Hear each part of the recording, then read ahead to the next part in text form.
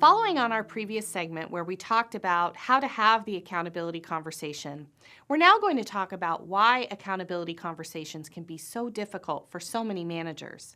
If I were coaching you, I would ask you, what is it that makes it difficult for you to have a conversation with someone about their performance?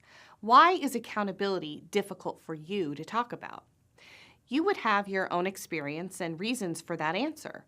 Some of you might actually say, it's not difficult. I don't have a problem with it. And that's great. I'm not suggesting that you should. It's just that many of the managers I coach are uncomfortable with conversations about accountability. And that's what this video is meant to address.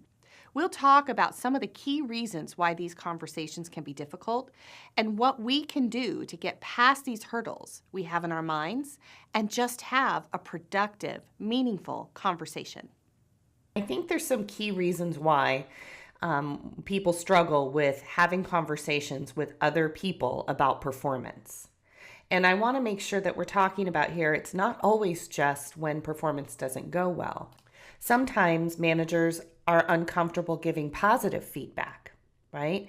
And that is also because of our own experience. So the reason why accountability conversations can be difficult is because we have our own discomfort with talking about performance.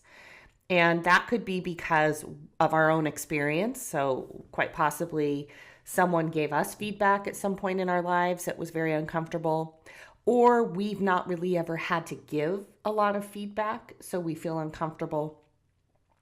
A lot of times, accountability conversations are uncomfortable because we don't have a lot of real evidence to substantiate our position or our feedback. And what I mean by that is we focus too much on our perspective and our opinion about how someone is performing rather than focusing on the facts of their performance. And again, that could be because they're doing poorly or because they're doing very well. A lot of us are uncomfortable with accountability conversations because we are afraid of how people will respond to us. We tell ourselves people will be defensive or that it will create conflict or that they won't like us anymore. And so then we don't want to have the conversation. And rooted in all of these issues as it relates to why we don't have these conversations is because a lot of times we just make a lot of assumptions about what people will or won't do. And so I think it's important for you as a manager to do this work and to really understand why is it difficult for you to provide feedback about performance, to hold people accountable for their performance, whether it's because they aren't doing well or because they're doing really well. And I know I've kind of alluded to that, but I really have worked with managers who don't give a lot of positive feedback. And there's a lot of reasons why people don't do that also. Some of the reasons that people don't give a lot of positive feedback is because they don't even think to. You know, I've heard a lot of managers say, well, why should I recognize somebody for doing their job? And so I like to sort of change the language a little bit. So instead of maybe positive feedback or recognition, what if we just said that we use appreciation as a mechanism for accountability? So helping people see how you appreciate what they do. Not necessarily that you're highlighting it and making a big deal out of it, but that you appreciate it. What we know is most people want to know that their work is meaningful and that they're valued and appreciated for their contribution. So sometimes it's just as simple as appreciating people. And as a manager, I think there's some things you can do to help yourself focus on building a system for creating more accountability on your team. And we're going to continue to dive into this, but some simple things to remember.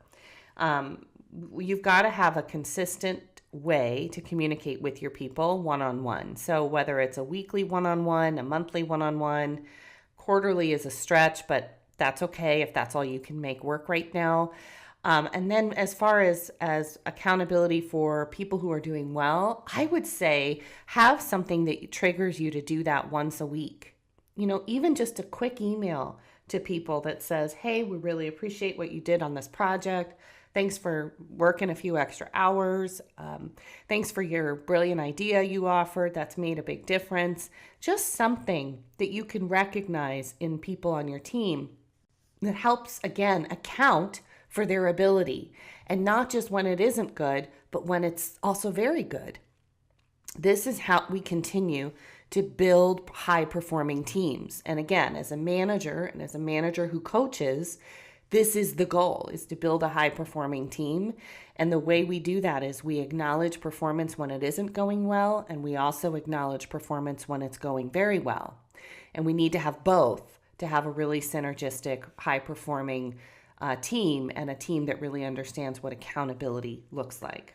So in summary, there's a lot of reasons why people struggle with holding people accountable on their teams. There isn't one right or wrong. It's just that we have our own experience that sort of influences how we talk with people about performance and give feedback.